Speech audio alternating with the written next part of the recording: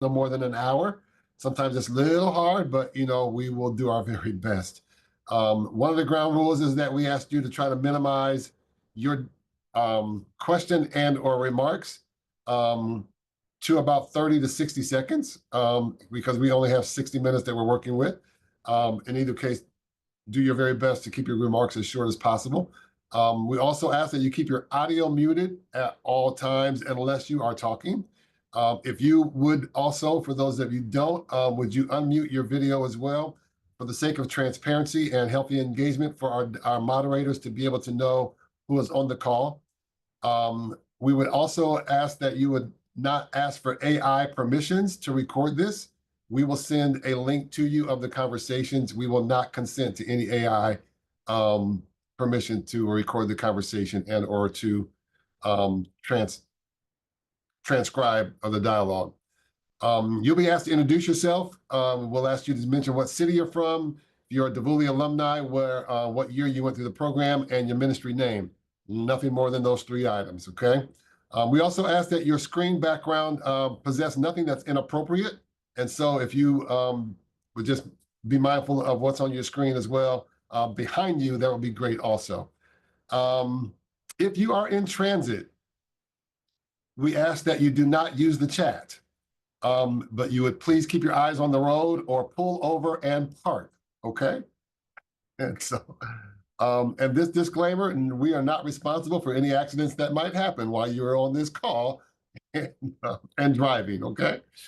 Thank you all so much for being with us. My delight and joy is always to introduce people that are going to take this conversation to another level. And first of all, let me thank my awesome colleague, Stephanie Donovan, who is serving as the producer for this dialogue. And my privilege also you'll learn more about Shannon Pothoven in a second. She's on our team as well here, Director of Operations at DVULI. And your moderators today are 2 incredible alumni. One I had the privilege of being the coach for when he went through the training back in 2009, Sherrod Tomlinson, all the way from New York City. And again, my delight also is to have Pastor Wanda, we just call her Wanda, as well, here from Philadelphia. And so East Coast in the house for sure today. And we'll look forward to them moderating the conversation as well. Real quickly, if you would unmute, and again, tell us your name, your DVULI year and city, and the ministry that you're currently a part of, that'd be great. I'm sorry, I owe myself one more introduction. Philip Beta, who's one of our liaisons, represents Albuquerque, New Mexico, Phoenix, Arizona, and Denver, Colorado is on as well. And we thank Phil for being with us also. Now, there we go. I'll start with Jessica. If you wouldn't mind just unmuting and telling us, DVULI, your city and year and where you're from, your ministry.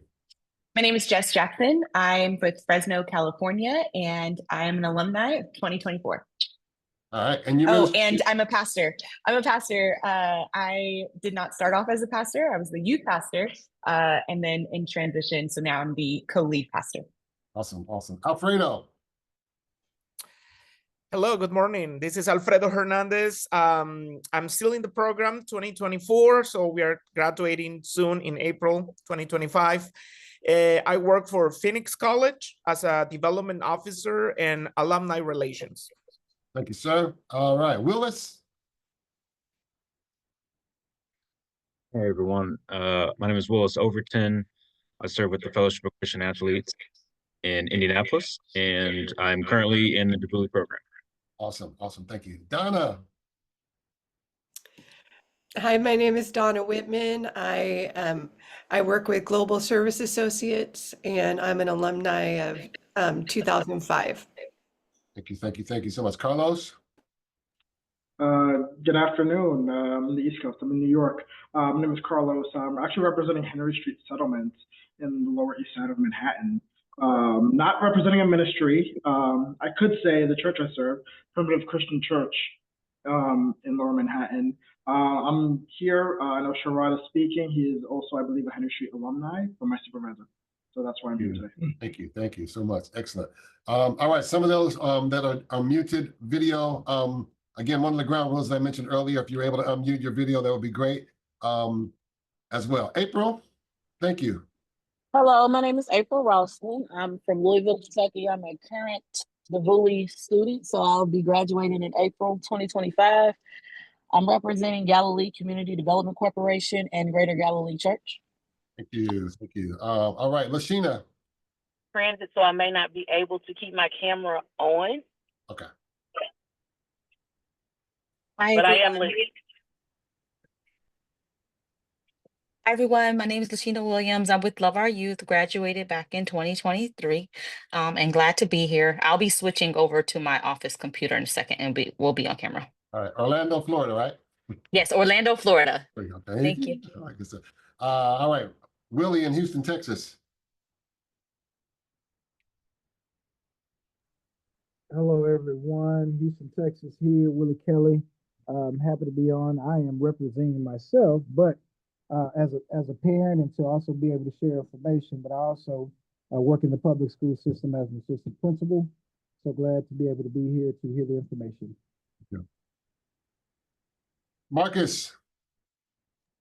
Yes, we doing roll call. Yep. Name, Awesome. ministry, city. Yes. Name and city. Yeah, my name is Marcus Stubbs, and the city I am in is Louisville, Kentucky. And your organization or ministry is? Yes. So my organization's name is Cultured Mornings, and it's a culinary and hospitality youth development organization where we get kids inspired about cooking, healthy cooking, and also going into the workforce. All right, good deal. All right, and finally, Amanda.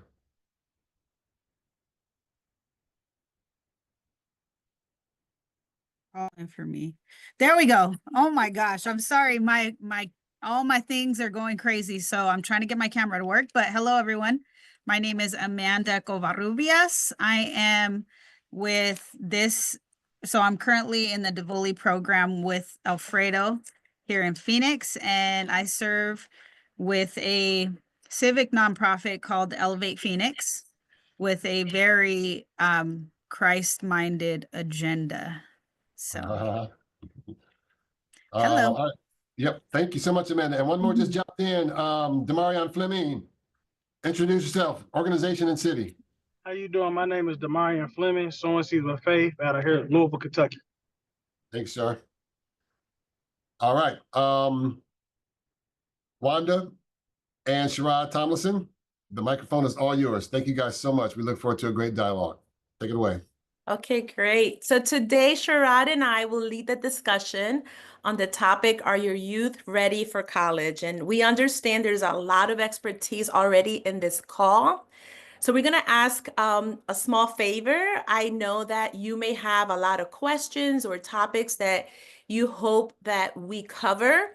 And we're going to ask that we use the chat as much as possible. So as I am introducing myself and Sherrod introduces himself a little bit more, we'd love for you to begin to write maybe your questions or topics that you would want for us to cover. We only have an hour, so we know we will not cover everything, but your feedback is going to help us frame and guide our discussion today. So that will be really, really helpful. Like Gerald mentioned, my name is Wanda Novales. I'm Philly 2012. And just like Jessica mentioned, I also started as a youth leader, a youth pastor. And the year after I graduated, my husband and I launched a church here in Philly, City Reach Church. I feel like you guys prepared me for launching a church, not to lead a youth ministry. But since then, I'm a retired school administrator. I served as a teacher, assistant principal, district principal in the school district of Philadelphia. And then I was able to open a charter school, a dual language charter school here in the city. As soon as my husband went into ministry, our church started to grow very quickly. I felt the call of the Lord to retire, so I left my secular career to support my husband in ministry, and that's been for the last 10 years. And most recently, I've been appointed by the mayor to serve as a board member here in the school district of Philadelphia. So the Lord is bringing me full circle in ministry, in the school district and back to the school district. So it's my honor and pleasure to talk to you today. So I'm going to ask Sherrod to also briefly introduce himself, and then we'll get started. Hello, everyone. Dr. Sherrod Tomlinson. I serve as the Assistant Vice President for Equity and Inclusion at St. John's University in New York. Been in higher ed for 18 years. Career changer. Spent 8 years on the stock exchange prior to that. Certified Gallup strengths coach and a pastor at a church in Jamaica, Queens, as of a year now. So don't judge me on my balance, but it's happening. It's there. But great to be with all of you today. Awesome. Awesome. Thank you. So today, Sharad and I are not the only ones that will be talking. This is a discussion. We ask that when you want to add a comment or say something, just kind of use your little comment and raise your hand and we'll have you join in. Shannon also will be joining our conversation at any time as well, and anyone that wants to. But I want to begin by framing our discussion. We have 4 questions that we want to get through today. So we want to get started. And the topic is really the youth, our students applying for youth applying for college. And we know that they face many challenges. I'm sure actually, I'm going to ask you to do that for me. I'm a teacher, so bear with me. But as I mentioned some of the challenges, with the exception of those of you that are driving, can you please also add some of those challenges as you see them with your experience in working with young people? But we know that there are many challenges, and we've identified one of those challenges being academic readiness, the study habits, and the ability for our students to manage their time. That's a challenge. We also have identified emotional readiness as a challenge. Once our young people actually make it to college, how are they able to navigate different worldviews, the diversity in college campuses? And also for those young people that have faith, how do they balance their faith in integrating now their faith in academics and their social life while in college? Financial literacy being another challenge. Who's guiding our young people, our youth, with applying for scholarships, grants, financial aid? And the big one, which adults have a challenge with this, is budgeting. How do they budget? What are some tips and challenges? And I know something close to Sharad's heart is, how do you choose the right college as well? So I'm wondering, in discussion and those challenges, as we begin the conversation, for you to feel free to jump in, share in the conversation. But Sharad, can you begin this discussion with your experience, with your current work? What are those challenges that our youth are encountering? Before I respond, Shannon, would you mind saying a word or two? I'm sorry, I'm not sure we switched over to you.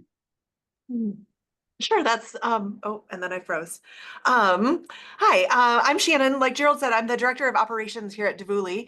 I've been part of this team for about 2.5 years, and before that, I had a whole career in higher education. So my background started in the admissions office, but then included residence life, academic advising, and ultimately ended up in student retention, academic support, academic success. So they asked me to join this call too as sort of an extra person who might be able to share into this conversation as well. So yeah, happy to jump in as I can and provide expertise that is getting slightly outdated as I kind of move away from the field, but excited to be here today.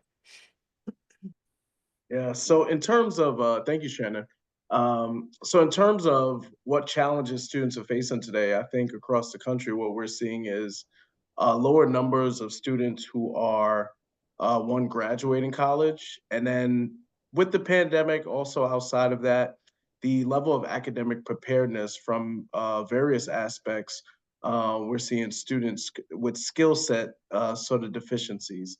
And I think right now what's happening is students are unsure about their futures because there's not enough conversation sort of happening at the K through 12 level that you can go to college, or the importance of career readiness as well, and helping them to understand what the future looks like. Another challenge that's really happening for many families is the pricing of college, right? And we have to reshape the thoughts and mindsets towards families. Even although I work at a 4-year private institution, How do we have conversations with families about the value of a community college education that then can springboard them into a four-year college pathway? And so I think one thing that we really have to do is assess the academics, where students are from an academic standpoint. After we assess that, then take a look at, do we have enough information from universities talking about financing? Don't wait until January to do scholarship applications. You should start that January of a senior year. How about you start that in the junior year, right? And so navigating people through this business of higher education, although people don't like to think about that, higher education is a business. And so it's how do we navigate people through this process and the business of higher education so that the people are making well-informed decisions. Yeah, thank you for that. And I'm wondering with everyone else in the call, how do these challenges inform your work? Like many of you are working directly with our youth. How does that inform the work that you're doing for the students that desire to go to college? I'm wondering if anyone in the call wants to jump in. I'm gonna jump in real quick. So, what we do here in Louisville, Kentucky, is an out-of-school academic enrichment program that is geared towards academic sustainability, social and emotional growth. So, one of the biggest challenges that we're having, and I put in the chat, is that the requirement to graduate from high school is not in alignment with the requirement to enter college. So the kids are already starting off at a deficit in the mindset, and there is no academic accountability outside of the school requirements. Also here in Louisville, kids are graduating in 11th grade now. So they are actually pushing kids to graduate a little earlier with no plan, right?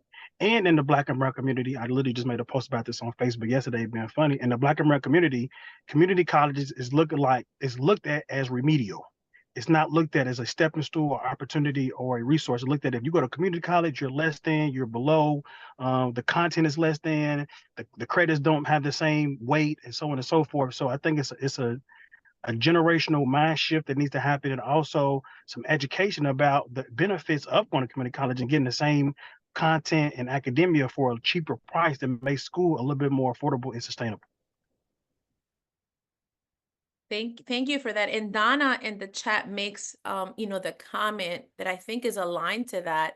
So there's all of these challenges with early graduation, not having the requirements that they need, and then how do the parents prepare students for college? And that's a big challenge. In the gap, that what information do our parents have to really support their youth with that? And Donna, can you share a little bit more about that? Because I definitely agree with what you wrote. Yeah, actually, yeah, so a lot of times the parents, if they haven't gone to college themselves and they're just trying to make ends meet, being able to step back and think, wait, now what can I do with my 7th grader right now to make sure that they're getting into the classes that they need in order to be college ready? And of course the kids aren't necessarily thinking that, because that's not on their radar necessarily, especially if they don't have other family members who've gone to college. So Thank you, Donna. And across the country, we're seeing a vast uptick in first-gen programs across college campuses, which says a lot about the students who are graduating from our K through 12 experience. You have a lot of students who are coming from households where, as Donna stated, not coming from households that makes them classified as a legacy student, or so they're first-gen students. And so how do you navigate students through that process when they're the first in their family to go to college and they have so many questions about this process? And so it takes support services on college campuses to really be able to help. Alfredo, you're waiting patiently. Thank you. Yeah, I just want to mention that I have worked for the Maricopa Community Colleges here in Phoenix for the last 15 years.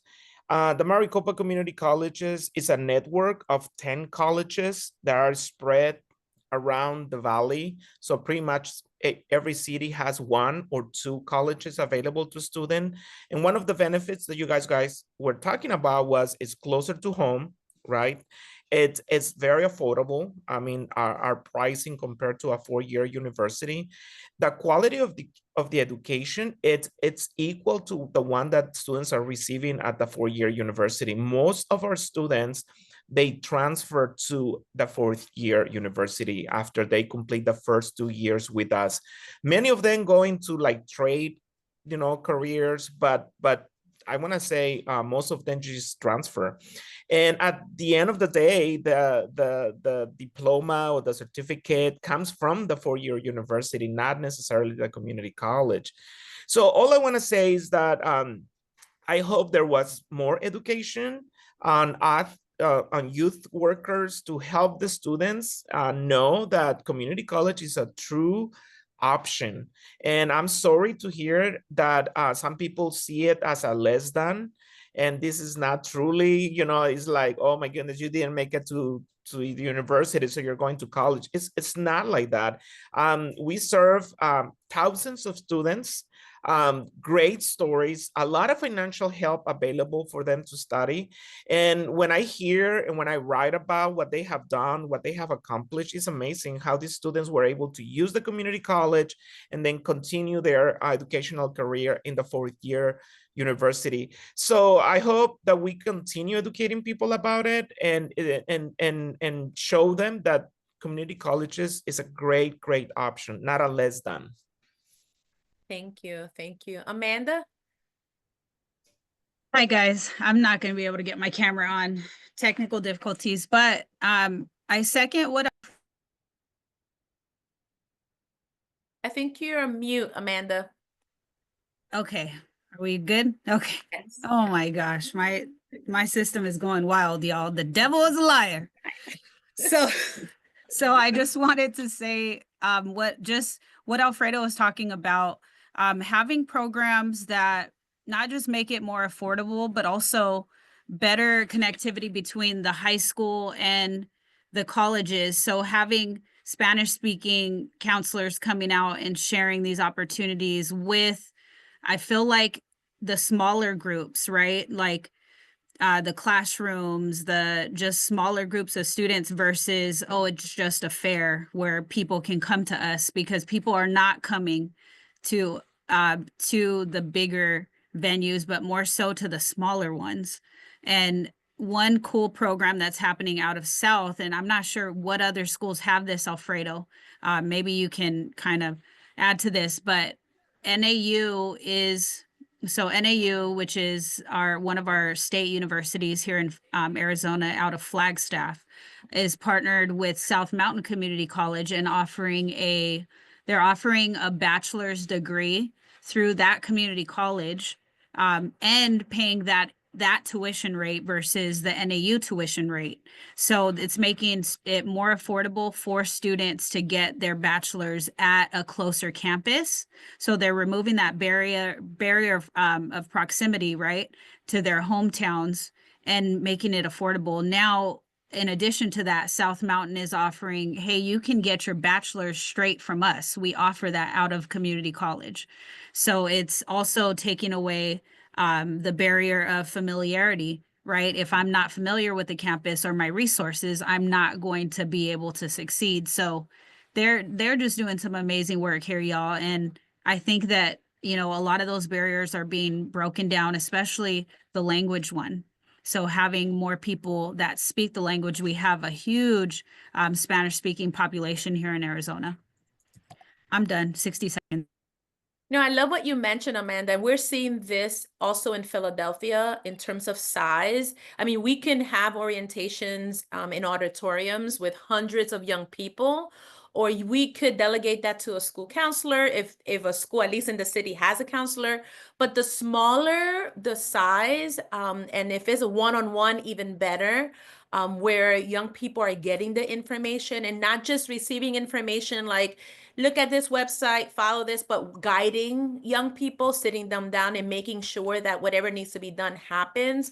We're finding, and in some schools in our district, we have actually hired people just to do that, to be a one-on-one walking young people through the process, because there are a lot of roadblocks, whether is, parents can't support them at home, and to the point, Alfredo, that our community college here is moving to being a completely free experience for our students.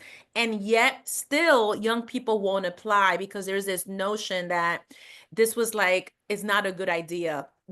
Versus you can go to community college, get that 2-year program, and then transfer to Temple, and you almost got a 2, out of the 4 years, you got 2 years for free.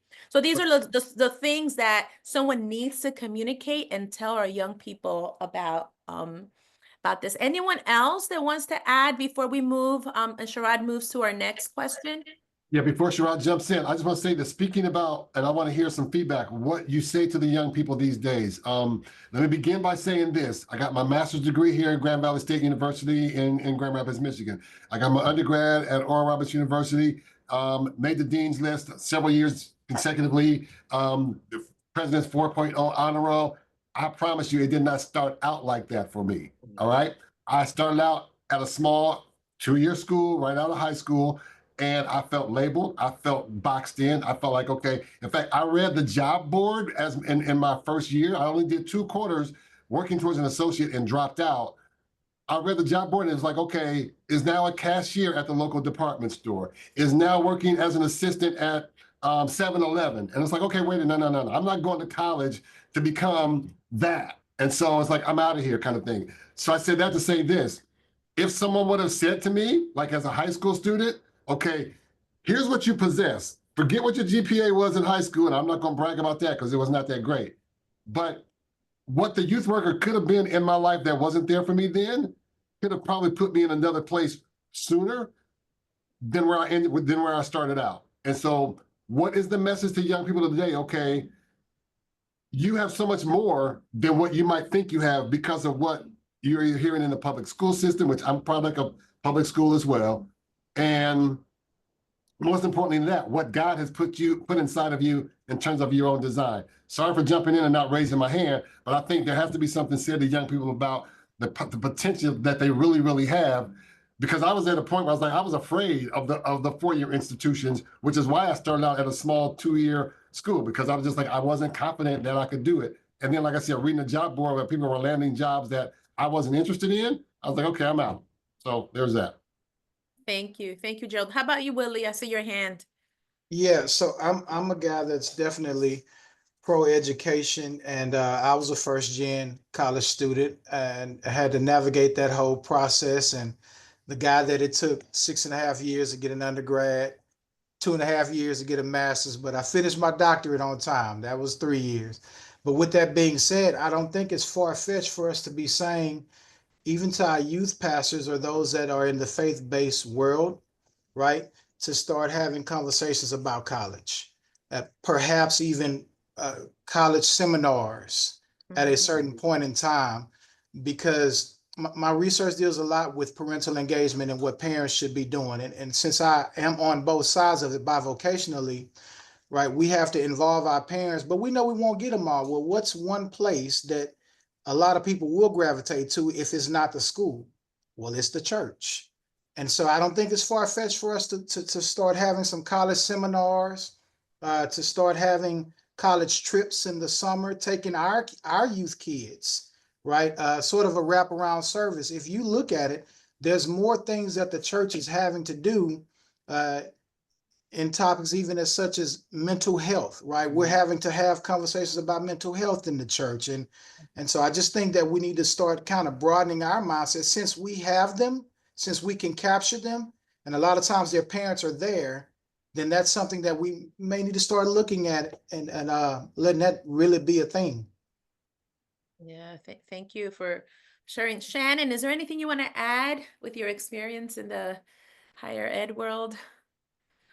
I think you have all shared the issues, right? I mean, all over the place, all different kinds of barriers for students. And I know from working in the schools that they're aware of these things.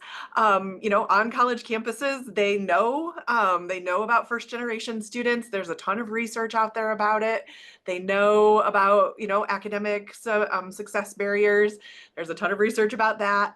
You know, and they have programs that do try to address this, but I think, you know, you've sort of highlighted awareness issues and that sort of thing. Like, how do you get the student connected to the program? You know, that is where the challenges lie. And I think, you know, if we're looking to youth workers or to the church or some of that to, you know, to enhance kind of your own awareness about what is available on college campuses, so that you can connect students to programming that does exist and resources that are available. You know, I think that is one thing that we could, yeah, kind of talk through or think through. Thank you. Carlos? Hi, everybody. This is just wonderful getting a different perspective on these challenges from all over the country. And Wanda, I want to piggyback on what you said a little earlier about the importance of having that one-on-one engagement with a young person as they go through this college access journey.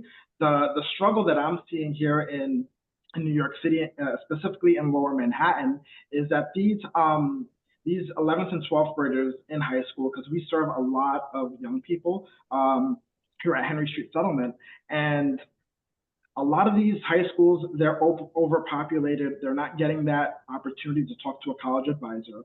They're not getting that counseling. What are the next steps?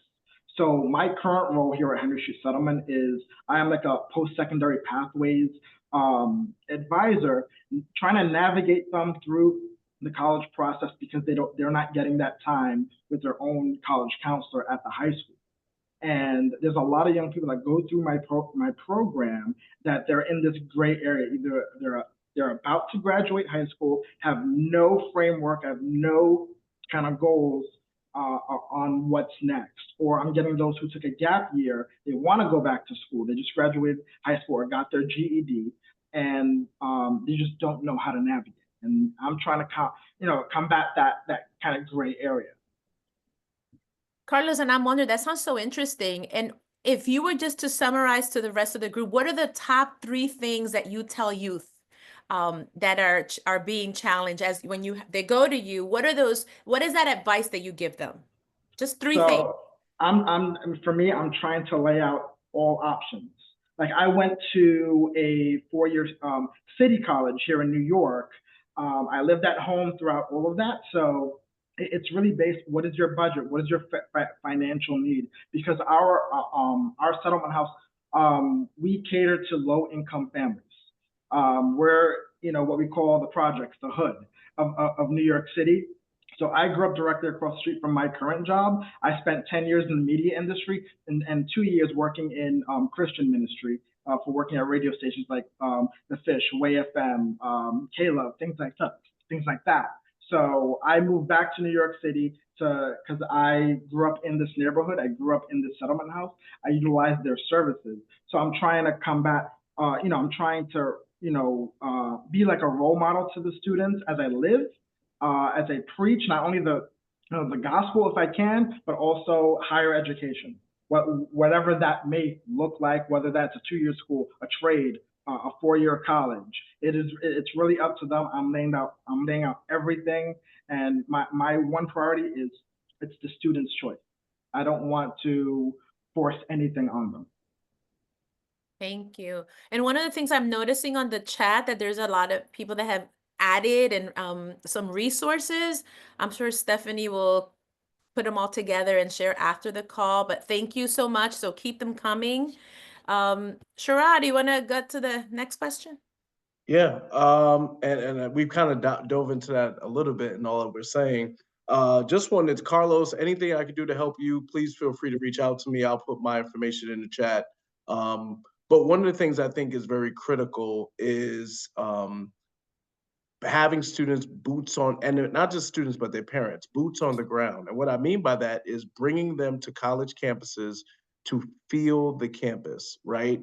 And so I started an initiative at St. John's where I bring students as early as third grade to be able to come to St. John's and be able to experience college so that therefore they know from early ages do these 3-hour visits to the campus where we give them a college tour. We talk to them about the importance of education. And then after that, we give them some type of working project as a class or individuals to go back home with to work on in their school or at home individually. And so having boots on the ground, if you could build partnerships with your local community college, four-year schools, public, private, et cetera, to be able to get boots on the ground for your students, their families, their teachers is very beneficial. But leading into this next question is, what are some challenges that you feel that students are having to get ready for college, and what steps are you currently taking to address those different challenges you're seeing from a academic, professional, personal sort of challenges that may be arising with your students? I'm gonna jump in again real quick. Yep. Some of the challenges that we're having is our counselors are not really counselors. In the school system here at JCPS, it is because the teachers is understaffed, underserviced. You got a lot of teachers trying to leave the classroom and get into administrative roles without going through the protocols and processes of what that looks like. So you got people who are being badly advised and not adequately supported. And it's becoming a continuum here in the city of Louisville. So what we do to combat that is, in some sense of faith, we do HBCU college tours. We do local college tours here in the city. I'm with you. I do believe in putting kids on campuses does create a different experience and a level of exposure that makes them feel a little bit more comfortable. But we also do here, we do plans. Is there college readiness or career readiness? So you create a plan. If college is part of your plan, then let's figure out what college is. If college is not part of your plan, let's figure out what we need to do, what resource we need to support you with for your plan. You don't need to go to college to be a pilot, right? You don't need to go to college to get some of these trades. So we try to give our kids a real plan that they start in the 9th grade, and we revisit that plan every year. Even if they go on college tours and you start adding more to their plan, what colleges are in your plan? What are your majors? What do you need to go to the next level? And how do you climb the charts in whatever area you want to go? So we believe in putting the plan in motion. So we do track our kids throughout high school and 5 years after high school to see if the plan had any kind of success to it, or and how much did they deviate from it, or how much did they stick to it. So we believe in the academic accountability on making sure whatever they put in place is supported both socially, emotionally, academically, and with the parents. So the parents create a plan too for their children based on the plan that the child creates. So child turns it into their parent, parent says, here's resources we do have, resources we don't have, and then we fill in the gaps. Excellent. Thank you. Anyone else? What challenges are you seeing and what conversations are? Yeah, Willis, sorry. That's all right. Yeah, like I said, I serve with the Fellowship of Christian Athletes, and so I'm in the inner city Indianapolis, and we serve almost all of the high schools here in the inner city district, their football and boys and girls basketball teams with weekly team meals and chapels, those sorts of things. So what I'm finding, especially with specifically with my boys basketball guys over the past 5 or 6 years, a lot of them have gone on to play at the next level, but they're not quite at that D1, large university with a lot of support, a lot of resources, for them when they get to college. So they're going to these, smaller, I went to a small school and that was fine, but a lot of these kids are going to smaller schools, and a lot of times they're in, small towns or communities that they're not familiar with in northern Indiana, or I've got one in Louisiana right now, or out in Iowa, so far from home and in unfamiliar places. So one thing I try to do is FCA is a fairly large organization, and we have a lot of presence on colleges throughout the country. So I just try to reach within our network and see if I can find somebody, to be there to reach out to these guys. Hey, so-and-so is coming next year, going to be on the basketball team. Would you reach out and, at least for them to have a point of contact? But that seems kind of a little just not enough. That's I'm not sure what else I can really do. These kids, they I think go that route instead of maybe a larger school closer to home, just because everybody else, all their friends are signing on signing day, and they want to get that chance too, even if it is with a smaller school with a lack of maybe resources and support for them. So a lot of times they come back after 1 year, and I think a lot of it has to do with that lack of support or being in an unfamiliar place. So I don't. That was a lot. There's a question in there somewhere. I'm just not sure what else Yep. to kind of help them with those next steps when they find themselves in that situation. I don't want to tell them not to sign and take that chance to play at the next level. Hey, I don't want to tell them that's a bad decision, but I don't know what to kind of connect them to. Yeah, well, it's I've coached for the last 20 years, high school basketball, AAU basketball. So let's connect and talk about that. I think oftentimes, whether a student is a Division I athlete or not, there's a matter of connections that they need to make on college campuses to help them personally, professionally, et cetera. So we could definitely chat about that. And if others you have athletes, there are definitely some challenges with athletes, especially in this transfer NIL space. And so it's a whole gamut of that. Jessica, I saw you had your hand up. I saw you. Come on, jump on in here. No, well, Willis got to that point. It's the lack of community. And so I was just going to chime in and say that we have struggled with our athletes the same exact way. And that's what I've noticed. And so he got to that point of discovery that the lack of community when they do move, because the reality is they're leaving because they want to leave, because home life is not what they want it to be. And so a lot of the students that we serve come from single parent homes. And so because they come from single parent homes where maybe dad is incarcerated and mom is just trying to make it, they don't have a lot of finances, and there's a different life or lifestyle that they see on social media that they want, and they don't have it here. And so they think if they leave, that's where their answers are going to be. And so that's one of the challenges we face. And then there's this other group,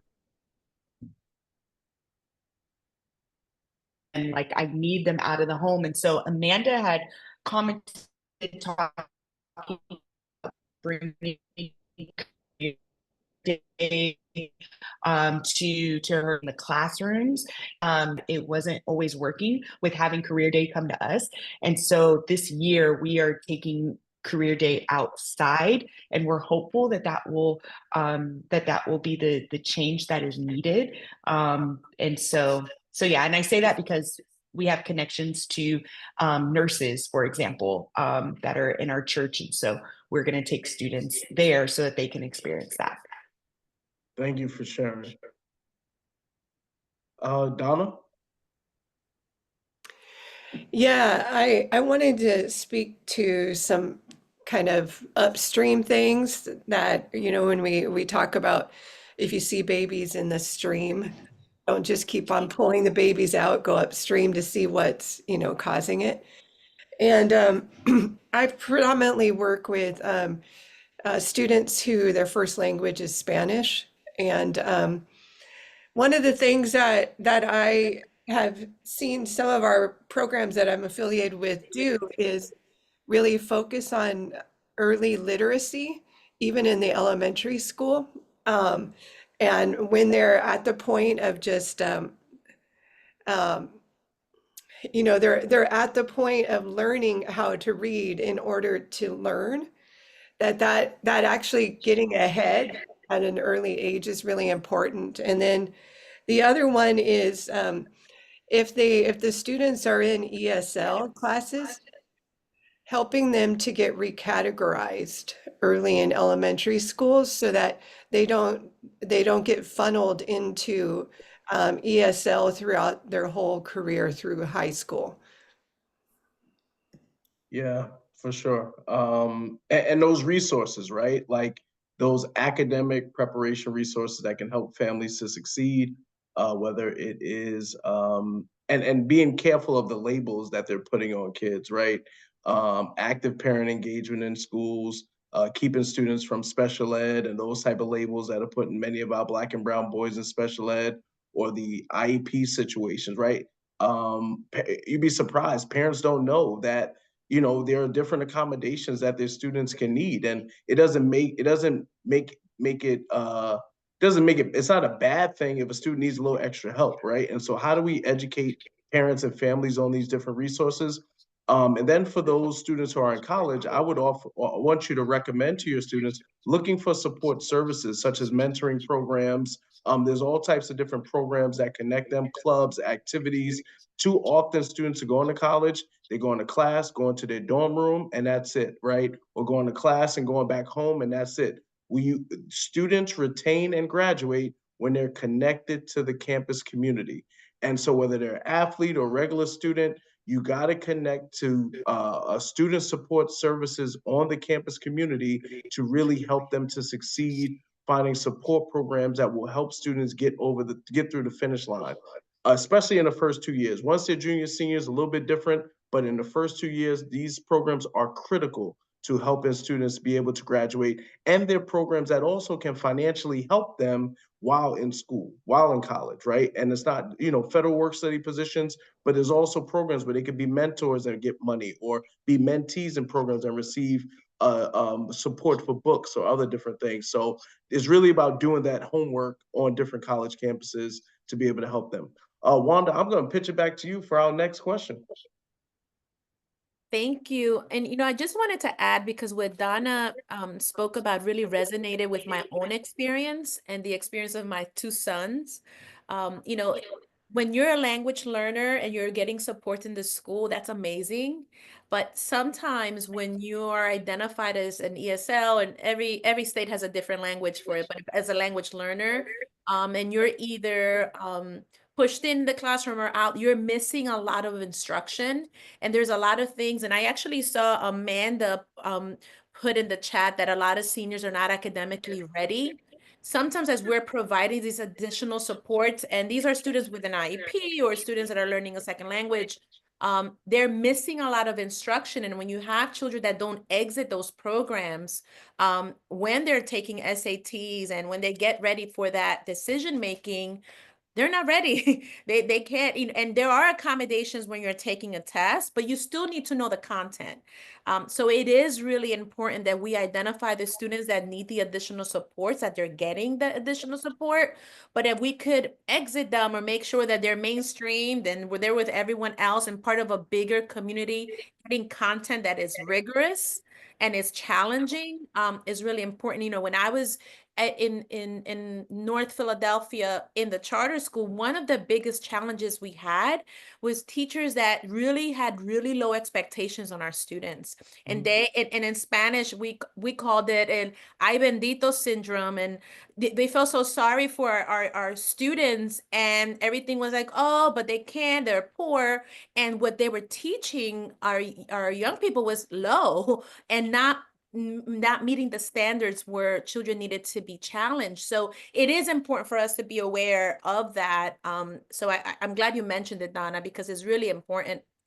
Our next question, and this is one, Shannon, that I would love for you to kind of help us with, is what kinds of tools or maybe curriculum or program you're using to effectively support our young people?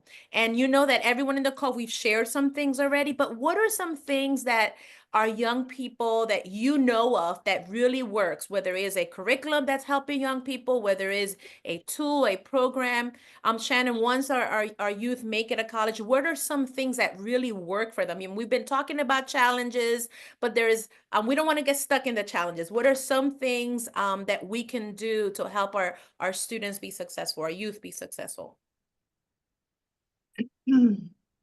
Sure, I'll jump in with a couple ideas. I think, a couple of people have mentioned this already, but like I said before as well, there are people and programs on college campuses that are prepared to help students, whether they're not quite academically prepared, whether they're an athlete who needs some academic support, whether they're a first-gen student, all kinds of different specific programs.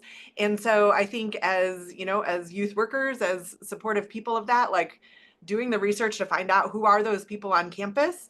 You know, in my role that I had as the director of student success, I was often included in like a visit day, right? Like, you know, like I would meet with families who asked to meet with me, or sometimes I would be part of like a panel to talk about things we have. But I loved the opportunities to sit down individually with people who are like, hey, you know what, you know, my kid's coming to this school. Here's a few things that we're worried about as far as his or her success coming up. So what do you have and how can we help? So for example, I used to teach a class called Learning Strategies, and it was a required course for students who came in on academic probation or who got on probation once they were already there, but it was available to any student. You could take it as an elective. You know, so if you have a student who maybe they're feeling a little unsure academically, I am almost 100% sure some version of that course exists in every college curriculum. So encourage students to look for that and to sign up for that in their first semester, even if it's not required of them, even if it's not like, you know, it's going to be 2 credits that doesn't like count towards their major. It still could be a really useful experience for them. I have this, I'll have Stephanie put it in the resources and the links. This is a book that I love, The New Science of Learning. And I used to use this as a textbook in my learning strategies class for students, but it's very accessible reading for parents, students, youth workers, whoever. And it just kind of talks about how we learn. What are some good ways to kind of process information? It says, like, the subtitle is How to Learn in Harmony with Your Brain. There's information in here about the role of like sleep and exercise and nutrition and hydration on your academic success, which are things that I think are overlooked in kind of how we care for ourselves and prepare to learn in situations. So if you're considering any sort of like a college prep curriculum or an on-ramp to college class, I would highly recommend this. Also makes a great book for, you know, graduating or gift for graduating seniors, you know, who are graduating from your programs, that sort of thing. So this is a good recommendation from me on just really accessible, like how can I learn better, and some good research in there that, like I said, is real accessible, practical tips for students and those who work with them. I might need that for my own benefit. Thank you. Thank you so much, Shannon. I have Alfredo, multiple copies. You can probably borrow one, Gerald. I see your hand, Alfredo. Yes. And in reference to what Shannon was saying, the class that she was mentioning in our college is called First Year's Experience, or the student orientation classes. They were saying, I went to a convocation last week, and they were saying that there is a 40% retention rate difference between the students who take those classes and the ones who don't take it. And so I will say that it's very important for us to tell our youth that when they do enroll in college, go and take those classes, because that's going to help them to learn about the resources that the college offers. If they have any problems, how they can solve it, who they can reach out to, not only for financial assistance, but also pretty much any question. If they want to learn how to write a curriculum for a job or an essay for a class. I mean, there are so many resources available in the college, and students learn those at those classes instead of waiting to have the need and trying to figure it out later. So just to me, the retention rate difference of 40%, it's amazing. So we should all tell our students to go and enroll in those classes.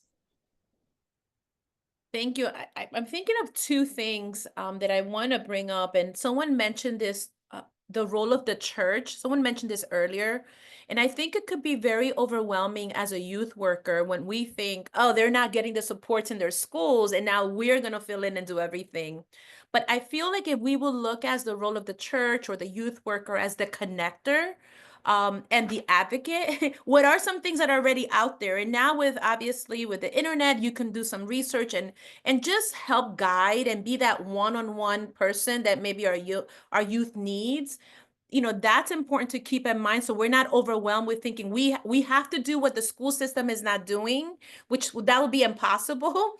But we can be that one person that guides and advocates and helps and fills the gap.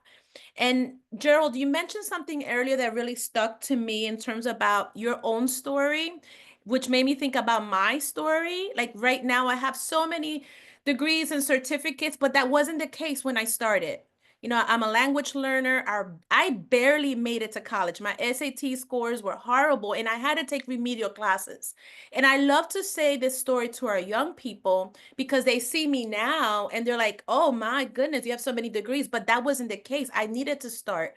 I needed to graduate in May, and in June, go to remedial math, remedial reading, and straightforward go and begin the semester at the end of August.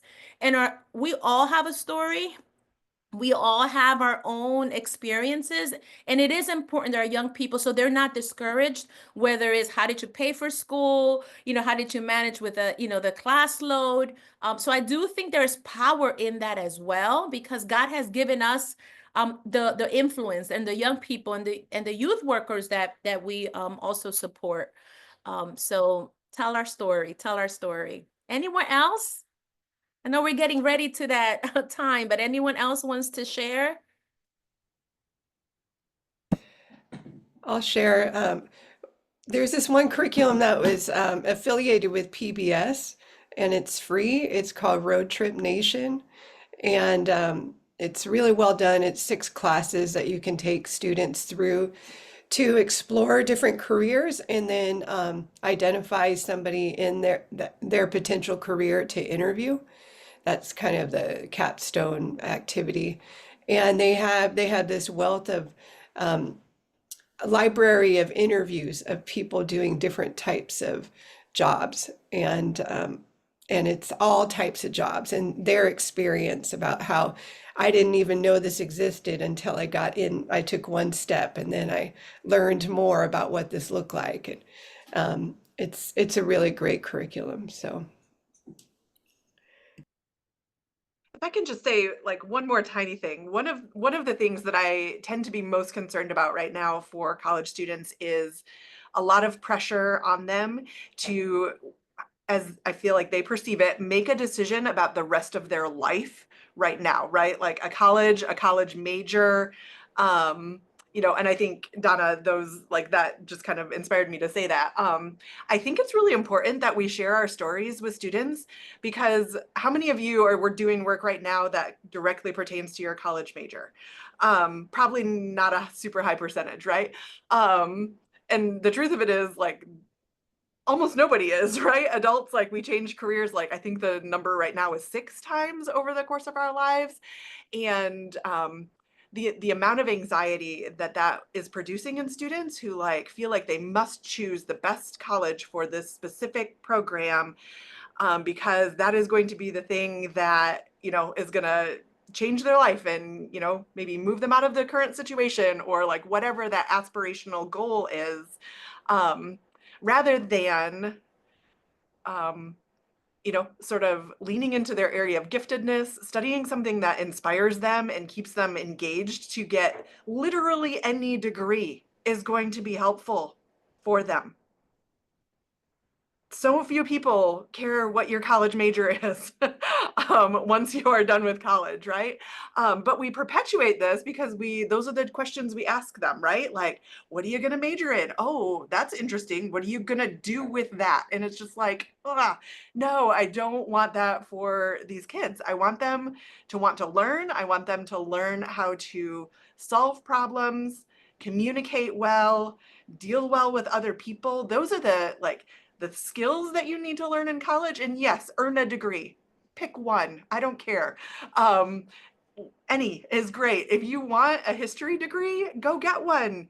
It's not going to be a waste of your time, right? If you want to study art, if you want to study business, like, it can be practical, it can be a liberal arts degree. It's going to benefit you financially and in many other ways, the experience of earning the degree. And I just want us to reduce that pressure on students that they have to make a decision about the rest of their life with their 14, 16, 18 years old, because no, that's not the way the world works. And so yeah, as much as we can pour that into kind of these college prep conversations, you know what, go in undecided. Let the experts there help guide you to something that's going to be a good fit for you. Don't stress about it. Do your gen eds first. Those kinds of things I think can be really helpful to kind of reduce some of that pressure. Because when I was meeting with all of the students who were withdrawing from college, that used to be my job, meet with every student who is withdrawing, the amount of students who said things like, there's just so much pressure and I have all this anxiety and my mental health is not good. And, like, I think a lot of it is just really tied to that pressure of, I made the wrong decision and now I can't handle it when it comes to choosing a college, choosing a major. So let's let that up and encourage them to just go to college and learn things. It's fighting Where against are y'all back? society's pressures, right? Like Yeah. the societal pressures will tell you got to pick something, you got to pick it now. And the problem is we do it as early as, the K-5 experience. What do you want to be for the rest of your life, and those type And of things. I understand. I understand how we got here, right? College is expensive. It feels like if you Yeah. take a class that is not in your major, it's a waste of your time. Like I understand that intellectually, but like every fiber of my being is just so sad about that for students, because do you want to know what? I took some classes that have nothing to do with my major ever, and they were Correct. great experiences, and I met cool people and I learned new things. And that is what made my college experience valuable. But we're so focused, and like I said, I understand it, because college is stupid expensive these days, and I fully am aware of how it has happened, but Yeah. I really need us to try to take that pressure off, because these students cannot handle it, and it's not good for them, and it's not serving. I mean, you all are in the workplace, right? Like, it's not serving them in the workplace either. So yeah, sorry for making us go over there. Yeah, if I could just say something really quick. Like, I'm not sure how many of you live in states where there's standardized testing, but many of our students are dealing with standardized testing from September to March, and then after that, the schools don't know what to do with them, right? And so I would offer you to encourage your students and parents to help find activities that help students critically think, and do a lot of writing, right? Like, writing is critical. One way your students don't succeed in college or don't get into the college that they want is because they're not reading material and they don't write, right? The way they text is not the way they should be writing essays. And that's really what they're graded on, right? STEM is huge. And so if you can get your students into STEM programs and STEM opportunities, that's really good. And then also assessments. Personal and career leadership assessments are critical. And then find pathway programs in your local area that can help you with that. And then talk about FAFSA. The earlier you can get parents and students information on FAFSA, it is critical. It's not just the guidance counselors don't have time with all the government changes to FAFSA. So for instance, if Wanda and I were siblings living in the same household, there was an allotment of money that covered both of us with finances for college. That no longer is the case. And so it's less and less money given to households that have multiple kids going to college. And so you want to be educated on the FAFSA process as well. Yeah. Alfredo, I think you had your hand up. Yeah, thank you. No, I just 100% agree with what Shannon shared. True, 100%, seriously. That is why I think going to community college is one more reason why you should do that, because it's not going to break the bank, right? Students can afford to explore and see what really they want to do later on in life. I see the pressure. I have a lot of students. I have interviewed students that they don't know what to do, but they explore and they find the thing they want to do, and now they pursue it. That. So yeah, go to community colleges. That's what I'm saying, and do that exploration. I read, and I think, I'm not sure how we're doing with time, Stephanie. You'll let us know. We have 0 time. Okay, so I'll leave it there. Gerald, I think I'm gonna pass this over to you. You know, it's always a good problem to have when you can just keep going and going and going and going and going. But we want to respect your time, your profession, your influence, and y'all got students and youth to go influence. And so take what you got and run with it from there. Let me just close out by saying this. Thank you to Wanda. Thank you to Sherrod. Thank you to Shannon. Awesome to have you as a resource, and everybody else on this call as well. All of y'all, I mean, have, I think, been a resource to each other. That's why the Duval Servant Leadership exists, to continue to resource and support one another. This conversation doesn't have to stop today. We will be back again to do another dialogue like this, but I also will invite our moderators and our alumni. If you want to stage one next month or whatever, we would happily provide you the Zoom number and those resources to have you continue in this kind of dialogue. All right, we may not be there, but we know that you do an awesome job there. Next month, you don't necessarily have to attend, but we always like to announce what our next conversation is going to be. We're going to be dealing with human trafficking. So if you know youth workers that are dealing with that as an issue in their cities, and it's incredibly massive, just breaks my heart apart to know what's going on in our world. But that's going to be on February 21, and we'll be talking about, the subject will be human trafficking there as well. I'm going to pray out, and then we will call it a day, all right? Father, thank you so much for this opportunity for us to be together and have this conversation. Lord, I lift up every initiative